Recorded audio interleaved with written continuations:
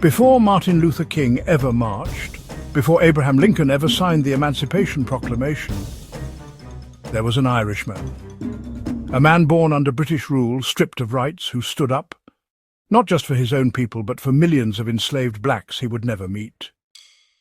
He never set foot in America, but he shook it to its core. He fought the British, he freed the Irish, then he turned around and declared war on slavery. His name was Daniel O'Connell. He didn't care if you were the President of the United States or a Pope in Rome. If you defended slavery, he came for you. And he did it all from a country still on its knees. This isn't just a story of Irish pride, it's a story of Irish backbone, the kind that doesn't bend for power or popularity. This is how Ireland's greatest hero took on America's greatest sin and never backed down. Before he terrified American slaveholders, Daniel O'Connell was terrifying British elites right at home. Born in 1775 in County Kerry, he came into a world where Irish Catholics were second-class humans in their own land. The British had stripped them of their rights, no vote, no office, no real future. But O'Connell didn't beg, he didn't grovel. He sharpened his mind, studied law and turned his voice into a weapon. He didn't lead armies, he led crowds, hundreds of thousands of people packed into fields, listening to every word. He was leading non-violent defiance a century before Gandhi. They called him the Liberator because he forced the British to grant Catholic emancipation in 1829. No violence, no blood, just pure, organised Irish defiance. And that should have been enough. But it wasn't. Because halfway across the world, millions of black people were still in chains. And O'Connell wasn't about to keep quiet about it. He called American slavery what it was, a foul blot on the character of man. Not a political issue, a moral one. He didn't sugarcoat it. He said, "No man can be a slaveholder and a Christian." And when people asked him to tone it down, he turned it up. Daniel O'Connell called American slavery a curse, a crime, and an abomination that cried to heaven for vengeance. But he didn't stop at condemning American slave owners. Oh no, he turned his rage on his own people. He saw what was happening. Irish immigrants arriving poor and desperate in the United States were being offered a choice: join the fight for justice or sell your soul for whiteness. Too many chose the second.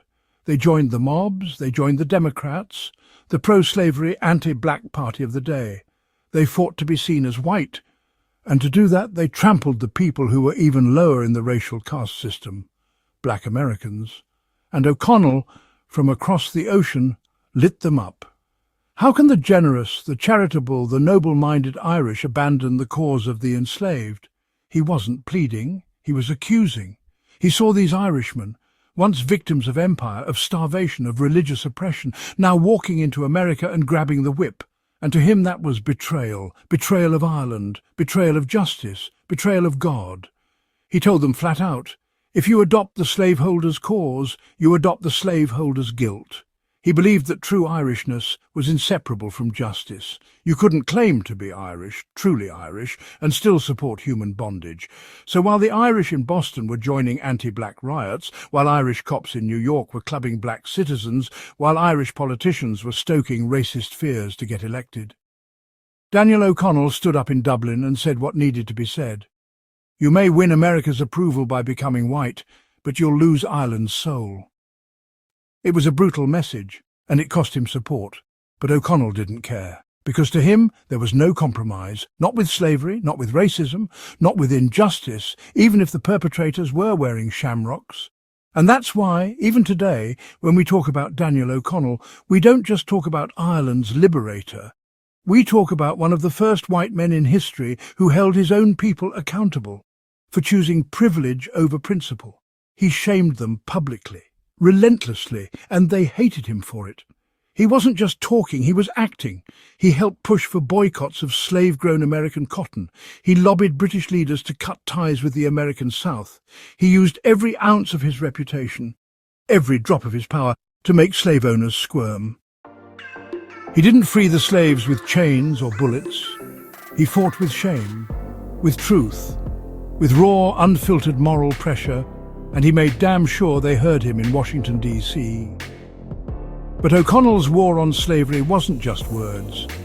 It became deeply personal in 1845, when a young runaway slave arrived in Ireland, Frederick Douglass. Douglass had escaped slavery in America with a bounty on his head, and when he arrived in Ireland he expected racism, contempt, fear. Instead he found Daniel O'Connell. O'Connell introduced Douglass to crowds and called him the Black O'Connell of America, Ireland's greatest man, calling a black fugitive his equal in public in the 1840s. It changed Douglass's life. Douglass later said, "The fire of freedom beamed in his eye, the freedom of Ireland and the freedom of every human being." And it wasn't just words. For the first time in his life, Douglass said he was treated like a man, not property. While America debated whether he was even fully human, O'Connell gave him the stage, the spotlight, and the respect. Their alliance showed the world that the fight for Irish freedom and black freedom were two sides of the same war. But standing that tall comes with a price. O'Connell started losing support. British elites hated him for challenging their business ties with the South. Irish Americans slandered him in newspapers. Even fellow Irish nationalists said he was going too far, too peaceful, too soft, too distracted. He didn't care. He was thrown in prison by the British in 1844 for organising massive peaceful protests. He was old, he was sick, but he walked into that cell with his head high and came out with his voice sharper than ever. And it kept costing him. His health collapsed. The fight drained him. The famine broke his heart. He was no longer the roaring lion of old, but he never stopped. In 1847, as death approached, he gave one final request: my body to Ireland, my heart to Rome, and my soul to God. But there was one final detail, something that sums him up more than all the rest. O'Connell was invited to America. Irish communities there wanted to honour him, celebrate him, raise him up. He refused, not once, repeatedly. Why? Because he would not set foot on American soil while it held slaves. So long as America is cursed with slavery, he said, I will never land upon her shores. Think about that.